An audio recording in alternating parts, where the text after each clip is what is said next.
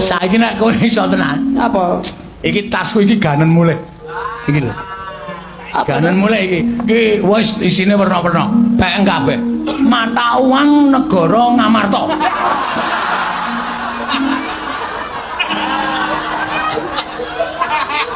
Apa? Apa Jal? Apa? Ngerti kowe?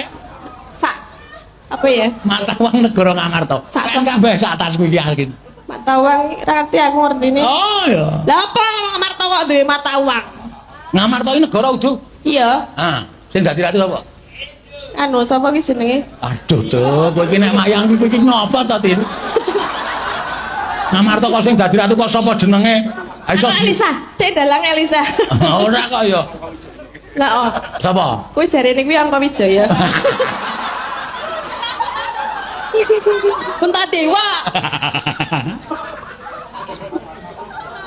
Wah, Hei, aku ngrasake lemu goblok nganti aku. Awang kowe iki saben dina lho sasat lho. Saben wengi saben dina tanpa prei.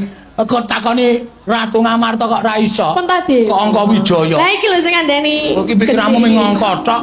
Lah, Ya ngono kuwi wedok sik tutuk nomor ya ngono kuwi. Anane mung angka. angka wis ora metu e. Andel ra. Kayak apa kok.